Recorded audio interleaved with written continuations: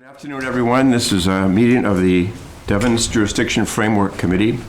Today is February 14th, 2024. My name is Victor Norman. I am the co-chair of the committee. I will now call the roll. Alan Minoyan. Present. Janice Livingston. I believe she's on. Okay. Yeah. Yep. Present. Robert Pontbriand. Here. Rich Maori. Here. Tim Bragan. Here. Brian Sawyer. Rico Capucci. Mike McGovern. Bill Marshall. Here. Neil Angus. Here. John Catter. Here. Odile Smith. Kristen Cullen. We have a majority. We are in order. We're having technical issues today. We have audio for our Zoom participants, but we do not have video. So if someone on Zoom wants to speak on an issue that Bill or Janice, you're going to have to just speak up. Okay. First item on our agenda is minutes of the December 13th meeting. Just to refresh everyone, we had minutes before us at our last meeting, but there were some additional comments that John Catter wanted included. He has submitted them. So what we've done is we've included the original minutes, and then attached to them are John's comments. It's not proper entirely, but there they are. Is that okay, John? All right. So, having said that, are there any further comments to the December 13th meeting? Hearing none, I'll accept a motion to approve the minutes. Move to approve the minutes with John's comments. Tim Reagan, is there a second? Second. Rich Maori. All those in favor, show of hands or say aye. Aye. Aye. All those opposed say nay. Without objection, the minutes are approved unanimously. We now have minutes of our January 10th meeting. Those were just submitted to you right now, so any comments, questions, any objection to approving these minutes?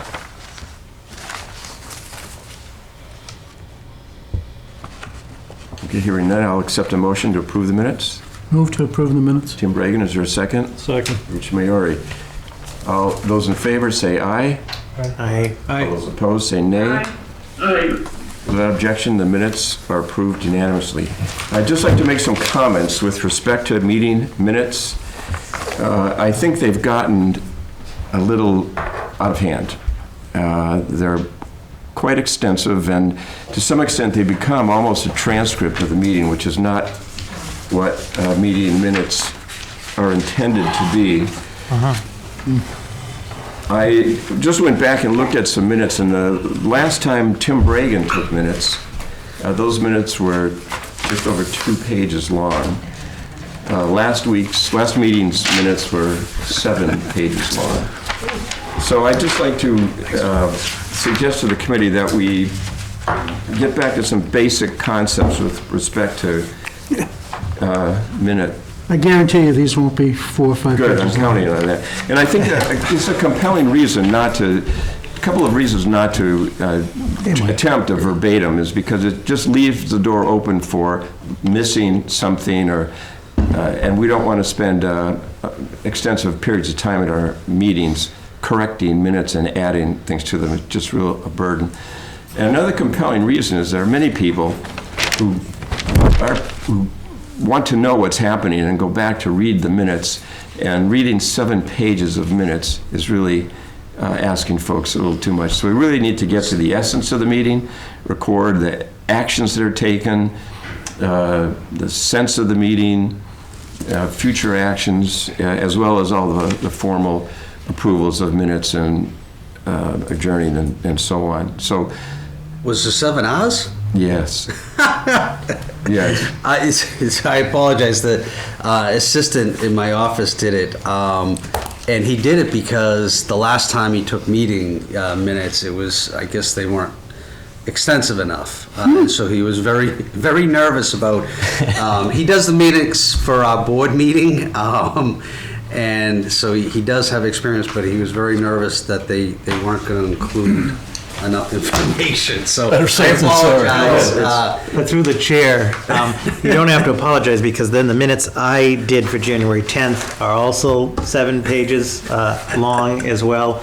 I do echo what the chair said. Also, we are recording all of these proceedings as well.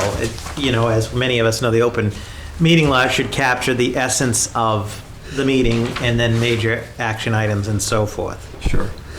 I have a definition of meeting minutes are notes that are recorded during the meeting that highlight the key issues that are discussed, motions proposed or voted on, and activities to be undertaken. The meeting minutes are usually taken by a designated member of the group. So let's tighten it up a bit. And Trust me, the next time he has to do meeting minutes, he's going to be more than happy to do the way that he Okay, does great. for the board meeting and be a Yes. couple pages. So unless someone taking minutes is intending at some point to write a book about the DJFC, it's no need to do that. And also, I'd like to remind everyone that our meetings are posted and minutes are distributed by Janice. She's graciously accepted that responsibility. So whenever there are edits, whoever takes them minutes should make sure that Janice gets a copy of the edits. Okay, Victor? Janice. Victor? Yes, Janice. No, this is Carly in the. Oh, Carly, I'm Town sorry. manager's office. 2 members have just entered, someone named Dennis and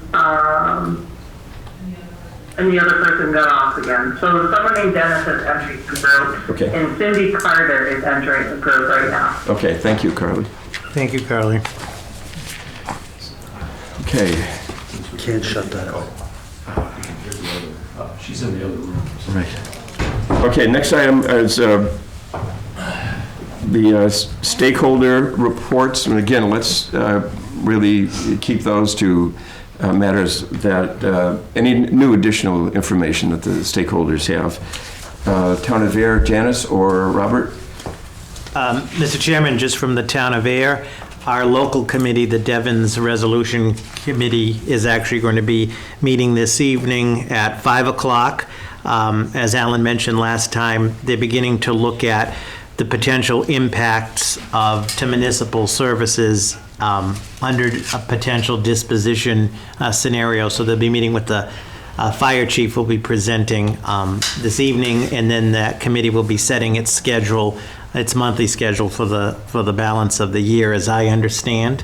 And I defer to Alan or Janice. I think that's sort of our update right now.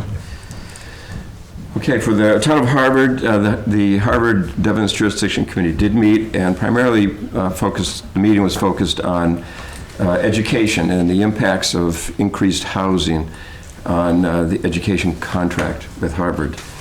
Also report that I met with the Harvard Select Board just to discuss the proposed warrant article that we'll get to in a bit. Anything else? Rich? The select board reviewed the warrant, didn't have any objections to it. The priority for Harvard would be maintaining the bullets 2 and 3 regarding the specific allotment of different types of housing. I think those are the priorities from our point of view. Shirley, any activity? There's nothing to report at this time. Okay. John Catter. Sure. Thanks, Mr. Chairman. I met with the Devens Committee, which is, our elected representatives on Devens, and Alan, you had asked if you could attend. Next month it'll be remote, so if you want to either show up at the meeting, you're more than welcome. It's an open meeting. Great. You're welcome to attend if you'd like At to. the connector meeting or No, it's the at Devens, Devens Devens committee? committee The meeting. Wednesday evening? First Wednesday Thank you, of the John, month. yes. Our next in-person residence meeting will be held in the spring at the Islington Community Center. Topics to be addressed are going to be rezoning of parcels on Devens and raising the housing cap and what that means. And as we know, these changes can occur only through super town meeting or legislative action. We've initiated and will continue conducting smaller residential meetings where jurisdiction, the housing cap, and other topics are discussed. And we continue our outreach to legislators who have been available and engaging with Devens residents on many issues. We thank Senator Eldridge, Senator Cronin, and Representative Senna for their willingness to meet with us. And we thank the towns for not only engaging with Devens residents as equal partners, but also implementing our suggestions when appropriate. That's it. Okay, thank you, John. Neil or Bill, the Enterprise Commission? Nothing really new to update on our end. Okay.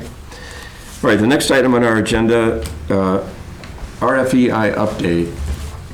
Mike or Robert? You want? You want? Sure, that's fine. It's pretty much ready to go. The only question would be, there's a couple questions at the end about the contact information, and then also where for the proposals to be dropped off. So those are the two big, and the last piece of the length of time.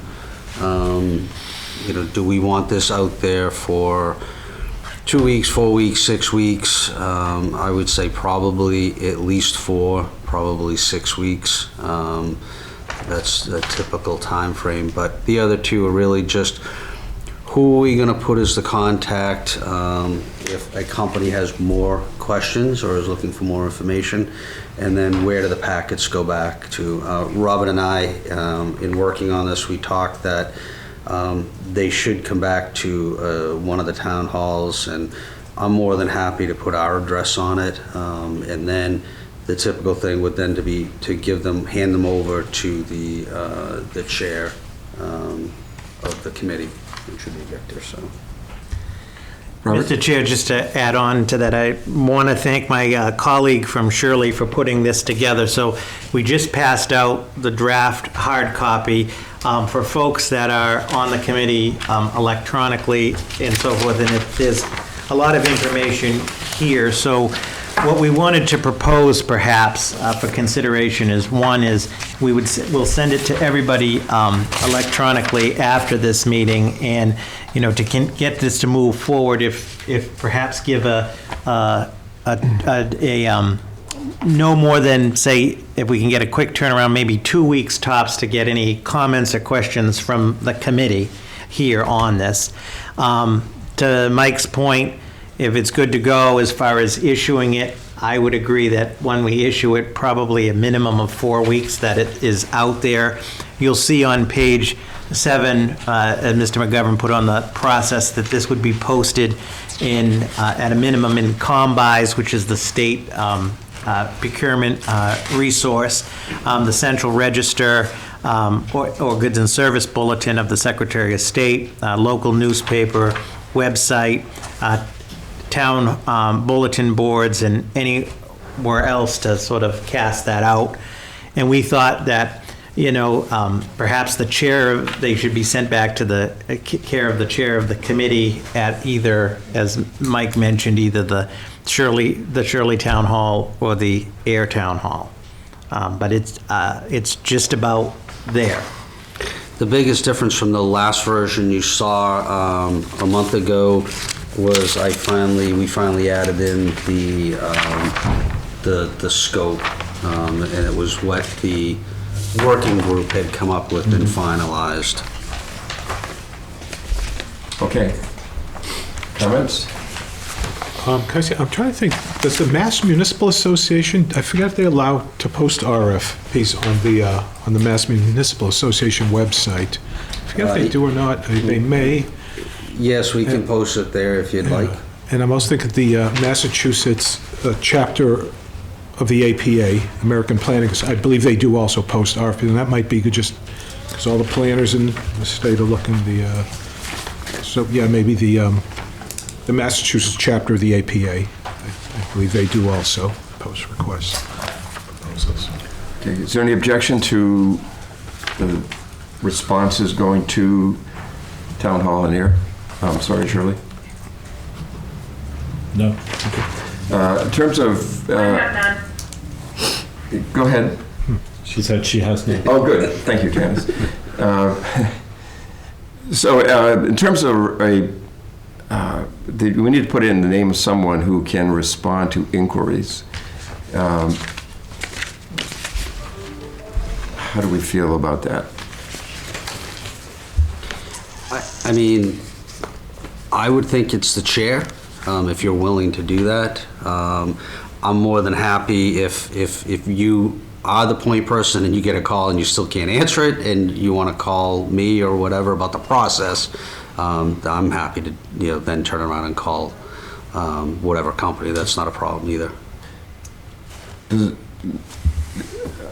I'm happy to accept that responsibility. I think that for many technical questions, though, the answer may be there is no answer at this time.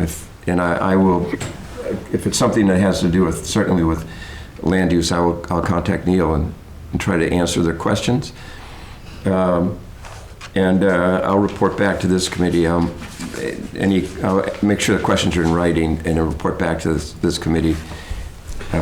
So that in my responses to those questions, and I will not be giving answers to questions that are beyond my pay grade. So in terms of timing, are we ready to go out with this? Or? So, Victor, I was just going to say the questions should be in writing and the responses should be in writing Yes. as well, and we document all those so that any other And distribute them to anybody anyone else who's interested can see. Yeah. Yep. Okay, timing? So, Mr. Chair, there's two options. One is if there was consensus to proceed with issuing it, we could do that. However, we do understand that it was just, presented today in draft form. So option two to keep this moving is, I would say, from today, we'll get it to everybody electronically and have a 2-week deadline. It'll be in the email, maximum 2 weeks for any questions or comments for our process. And then the committee, either for at the March meeting, we would be ready to release it unless there's a level of comfort to do that now. Okay. So if there are issues raised over the next couple of weeks, then we'll bring it back to the committee. Yeah. If no issues are raised, then we go forward? Yes, and I think that we should have an agenda item for the March meeting, a specific vote to issue it. Okay. Are we clear? Are we good? All right, there's no action required at this time. Okay, next item on our agenda is to review the Vicksburg Square Supertown Meeting draft warrant article. So what I'll do is I'll go down the list of stakeholders. AIR, I think, Janice has really made AIR's position clear at previous meetings. With respect to, there are 3 items contained within the draft warrant article, and the AIR is willing to walk away from the first one, which was basically a non-binding element, and where AIR is willing to take that away. From what Rich said, Harvard is okay with all 3 of them. And Shirley's position? We could walk away from the first one. We would be fine with that. I think for us and Shirley, this obviously impacts Harvard and AIR a lot more than it does for Shirley. And I think we would probably like to see consensus between AIR and Harvard, and we'll go along with whatever the 2 communities agree upon. Appreciate that. Okay. John Catter, Devens, what's your take on this? So, the Devens Resident Group does not concur with the inclusion of any reference to any jurisdictional related wording in this article, and it was our understanding that the first section of this was struck and would be struck. So That was AIR's understanding, too. That was AIR's understanding? Yeah. Yeah. Okay. So the fact that it's back here again, I'm wondering, what are we doing? Yeah, I'll tell you what we're doing. When this draft warrant article was presented to this committee, it was 2 months ago, and we agreed that we would, in 2 months, we would finalize it. And so there was discussion at the last meeting, But in my view, the articles was not finalized. Okay. So from our perspective, the Devens is, this should be a clean warrant article that exclusively addresses zoning and housing cap in accordance with the 1994 reuse plan. Jurisdiction is based on chapter 498, and not the reuse plan. So our position remains unchanged from the first meeting when we had residents here. That, excuse me, the first paragraph, in our opinion, needs to be struck. Okay. And Mr. Chair, just to, and if Alan or Janice want to jump in, just to clarify from AIR's perspective as well, we were, John, to your point, we were surprised to still see number 1 on there, as Selectman Livingston made clear from the first draft from that time that we were moving off of number 1, and in the interest of time, we don't need to revisit the reasons for that, which AIR's position has been some of them were valid reasons. So from our perspective, the withdrawal of 1, even for today, was expected, and there are no issues with 2 and 3. Okay. All right, the Devens Enterprise Commission, Neil or Bill? I think we're in the same position. You know, Okay. we expected number 1 to be deleted. It will be, so. Okay. Good. So Rich, from your earlier comments, Yeah, 2 and 3. Doesn't sound like anyone has any issues with. That to us is probably the most important, so I'm striking any reference to jurisdiction in paragraph 1. Certainly go along with that. good. I'll accept a motion to, Rich, do you want to? I interrupted you. You were about to say it, and then I could just go so moved. But now I got to start from the beginning. I move we strike any reference to jurisdiction in chapter bullet 1 of the proposed warrant article regarding rezoning Vicksburg Square. Seconded. Second. And by extension, then the warrant article absent item number 1 is the vote we're about to take. Yes, Yeah, that's- it's okay. to be struck, yes. Yes. Okay, I will call the roll for that. Any further discussion? Okay, on the motion, Alan Minoyan, Yay. Janice Livingston, Yes. Robert Pomprion, Yes. Rich Maori, Yes. Tim Bragan, Yes. Brian Sawyer, Enrico Capucci, Mike McGovern, Yes. Bill Marshall, Yes. Neil Angus, Yes. John Catter, Yes. Odile Smith, Kristen Cullen. The chair votes aye. The motion carries unanimously. So now the next question is, what do we do with our draft warrant article? My recommendation is that, and I mentioned this at our last meeting, we toss the ball to Mass Development. That we send this to the president of Mass Development and see if hopefully they concur. According to Chapter 498, it requires Mass Development to join the towns in presenting warrant articles to super town meeting. So we'll give them their chance. Any feedback on that? No, I think that's the right step. Do we give them give us feedback by?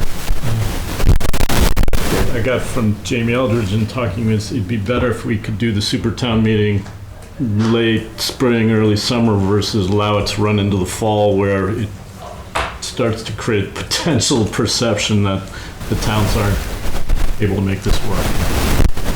So backing that up, if that's potentially a plan we all agree on, we need to potentially give Mass Development by April 1 or some day to initially give us a reason to check in. April 1st, is that?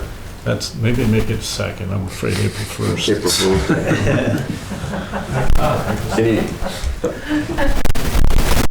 Any other input with respect to a date, Neil? Nothing on the date. I would just suggest copying Meg Delorier on the letter as well, if you're going to send it to Yep. Dan Rivera. What about the board chair? Should we Yes, the board chair should be copied. And, okay.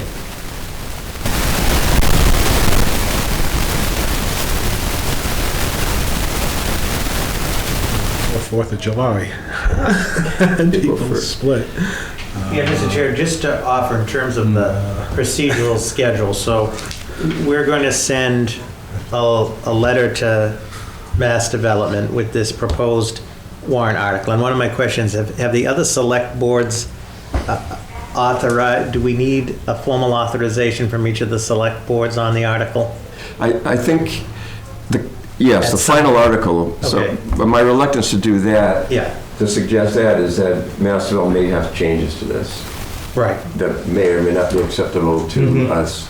And then if hopefully they approve it as submitted, then I think it needs to go back to the select boards for a formal vote. Yeah, agreed. I think just for the purposes of public transparency, that's why I want to bring up that point, is when we send it to them, they'll know this, that it's still subject to approval by the select boards. And I think it's fine, sending it in draft form in the letter with a deadline of April 2nd, as Mr. Maori said, so we don't get jinxed. The other question, just on the process timeline, so hopefully it would be wonderful to receive a response finally after 3 years on something from Mass Development on this. Timeline-wise, I think many know that if there is going to be a super town meeting, the reality is basically by the middle of June is probably, as many of us know, is sort of the Graduations, end, it's graduations. is the end until the fall. In other words, getting people to come to a super town meeting after the middle of June. And I know we're not there yet, but just putting that out there as we're planning ahead, it would be, yes, ideally, late spring or June, but the window is getting closer. It would make no sense to have a town meeting, in my opinion, in July or August, and I don't think anybody's thinking that, but just as we're managing expectations on the timeline. Fully agree. Yeah. We don't want it to look rushed. Right. Because that will certainly cause potentially a lack of confidence in the process. And if we do it in September, I promise you the sun will still rise and the earth will still spin and everything will be okay. But I think Jamie's point was, if the later we get in the calendar year, Agreed. it does start to create the perception of the towns really aren't doing anything, so legislators should jump in.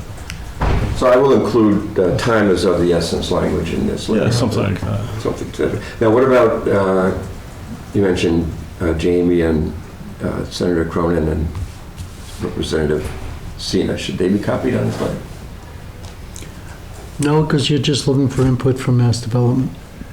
Okay. I think they should be copied on the final one, but not this one. Yeah, I think at this point, it's a letter to request Mass Development to come back to the table Yeah. to discuss this process and engage with them on hopefully bring them back to the table, then we can talk about a timeline, who's going to lead the process, all those details. Right, and I think that has been discussed, this whole effort. The subtext of it is to drive Mass Development into the process, and hopefully this will do. Okay. All right, so that's progress. And so there may be some other actions that this board may take with respect to Vicksburg Square, but again, hypothetically, if Mass Development is okay with this, then the emphasis really goes back to the towns, and Mass Development begins to drive the bus, as they have done in the past, and talk to the select boards about public hearings required, and so on. So. Or is there another option of, Mass Development doesn't want to engage directly and lead the process? Maybe we agree on a consultant or somebody else to lead the process? That's what I was wondering. Interesting. Is Mass Development's like, yeah, it looks fine, But you guys. But we're not leading the There you go. charge. We've been burned twice in the past. Yeah. That's been their, I think that's valid. their statement to date. I ran across a document that was prepared by Mass Development the last time they went to super town meeting for Vicksburg Square. So I think that we could easily do a lot of cutting and pasting and take the lead if Mass Development chooses not to. It could be a good selling point to them and say, we need your approval on this, but we're going to champion the community outreach and the questions and the answers. But ultimately, they need to get in the front seat and drive. Yeah, but it is a lot of work with the community engagement piece, and as we all have regular day jobs, and I know this is a big part of it, but it is a big process, and Mass Development has engaged, as I'm sure you remember, Victor, a number of staff hours to make this happen. So, is it something that could be done with a volunteer group, or do we need professional expertise to help guide the process? I think that's a question that still needs to be answered. Fair enough. Mr. Chairman? Robert? Just one final point. I think as a homework assignment for all of us, we have a plan to get us to April 2nd. I think we need to be preparing, not for discussion for today, but be thinking of the following scenarios. One, the crickets continue to sing from Mass Development and they don't respond at all. Is one scenario we need to be prepared to think of strategically. What do we do next, if anything? That's number one. Number two, that we get a form letter back that says, basically acknowledging it, and that we're not in a position or prepared at this time to do anything about it or take any action. We need to be thinking of that strategically. And then third is that if, hopefully, which is the hope, on the 2nd, not only do we get comments back, but hopefully they would be willing to engage us in a meeting to talk about, as Neil mentioned, the outreach and the timeline.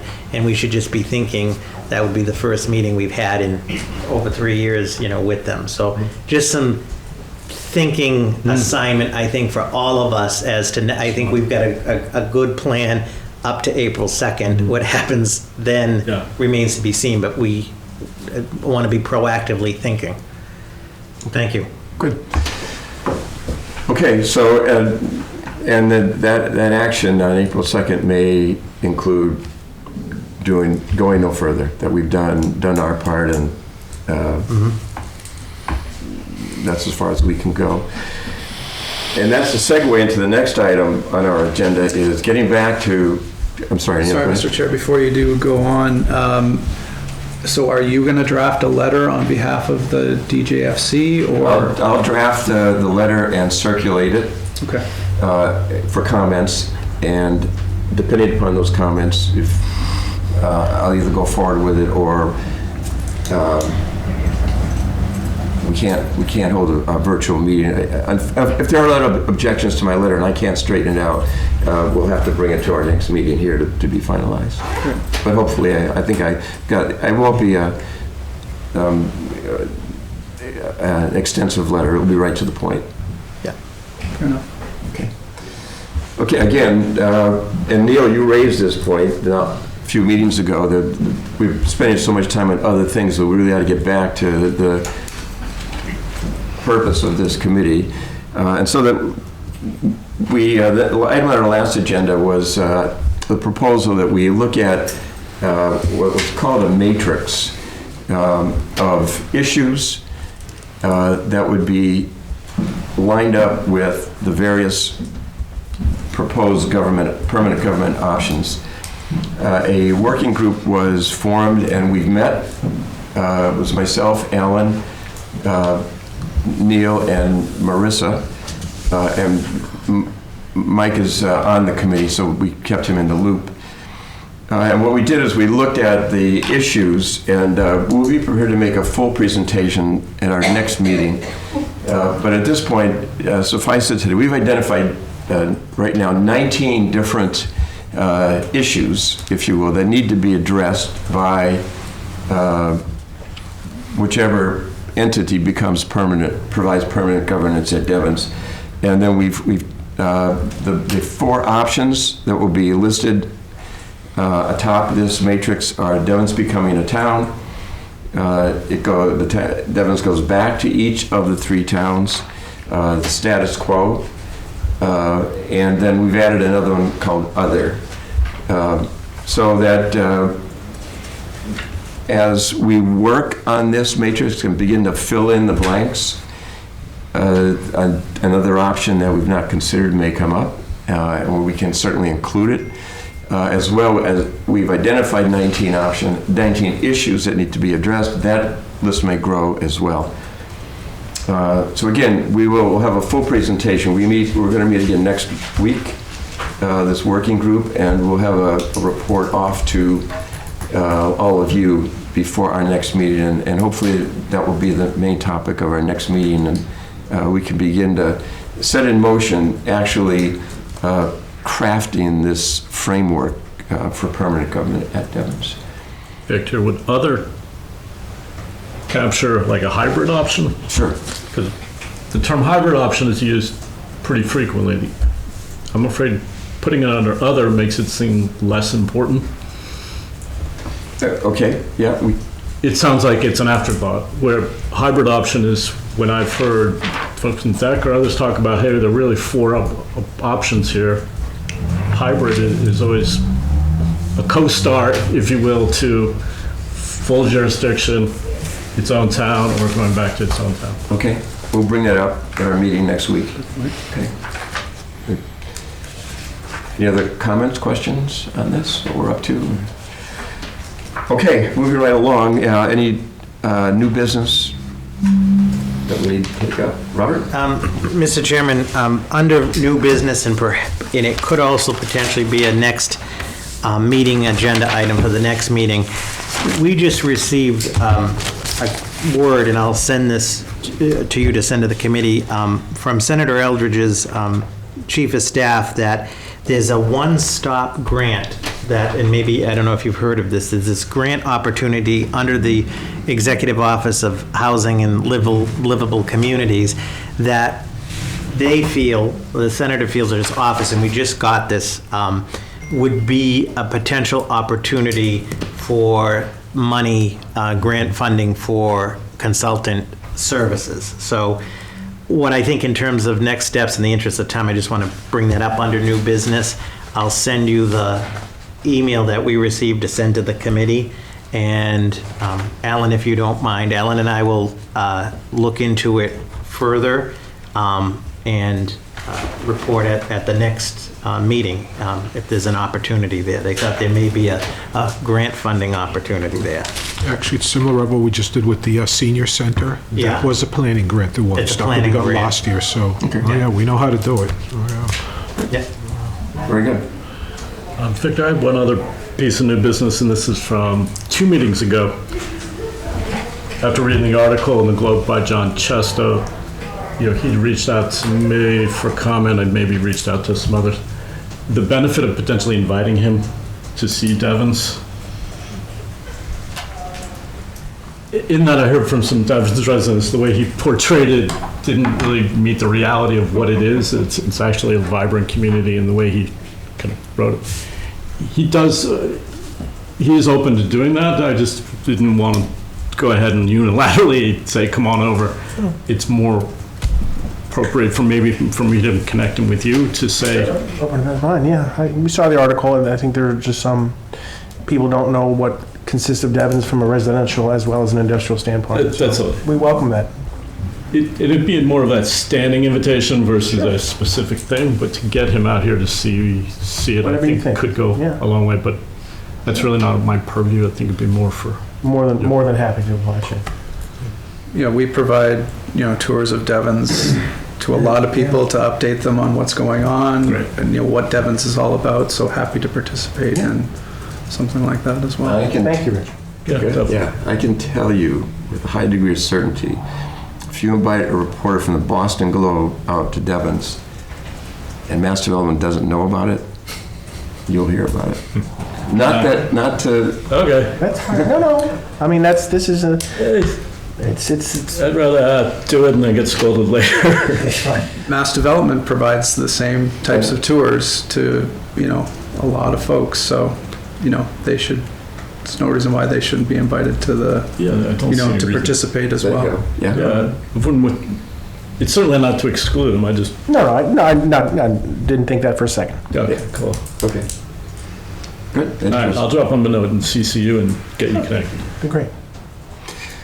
Okay, next item is public comment, and I'd like to make a comment with respect to public comments to the public, that it is a period for you to comment on things related to this meeting. And I know that in the past, sometimes public comments kind of drifted off into areas that are really not in our purview. And also to tell, the public comment is just that, is for you to make comments, not to expect the board is going to actively engage in a discourse with you. It's for you to make comments, and the comment can inspire us to put things on a future agenda.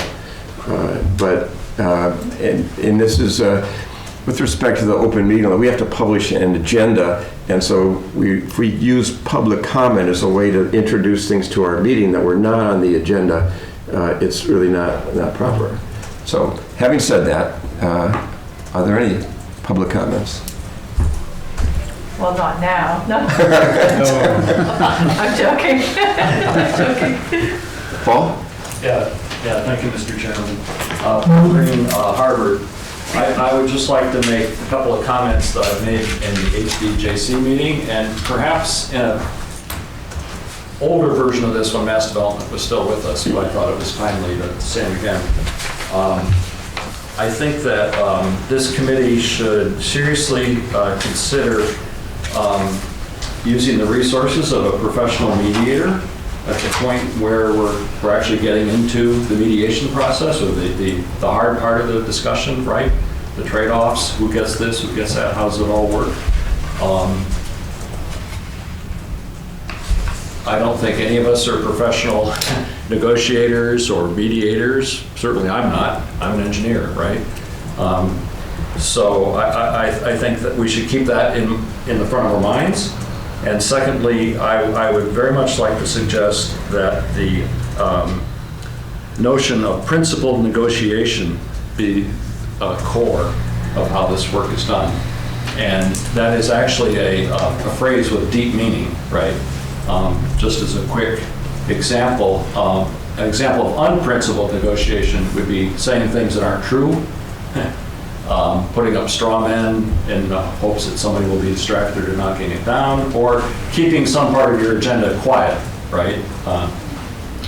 Principled negotiation, you put everything on the table and you try to do a win-win solution. So we try to find a solution that not only works for you, you're trying to help the other party find a solution that works for them. So I just want to put that out there. The classic classroom example of principled negotiation is two chefs fighting over who gets the one orange when they both need an orange to do their recipe. And each of them getting half will not get the job done. But when they explain and be honest with each other and say, I need the rind, you need the fruit, then suddenly it becomes win-win, right? Because you can divide the orange that way and both get the whole of what they want. So I just want to put that out there. Thank you very much, people. Any other comments? Okay, hearing none.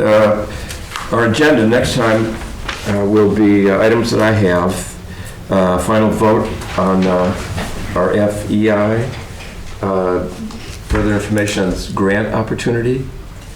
Yeah, the one-stop grant, and Mr. Chair, it has a deadline of June 5th, so but we'll have an update. Okay. Vicksburg Square update, if any. And then the framework for permanent governments. Anything else that we need to include? Mr. Chair? Janice? Mr. Chair? Yes. Yes, thank you very much. So I just want to let you know, the next meeting is scheduled for March 13th. I will not be here. I will be out of pocket for those first 2 weeks of March. So the town of Air, you'll work with Robert or Alan or Carly, and they'll assist with getting the agenda posted and getting the packet and created and uploaded to our webpage. Very good. Thank you, Janice. Okay. There being no other business, I will accept a motion to adjourn this meeting. Motion to adjourn. Second. Can't see it quick enough. By Rich. All those in favor say aye. Aye. All those opposed say nay. Without objection, the motion is approved unanimously. We are adjourned. Thank you, everyone.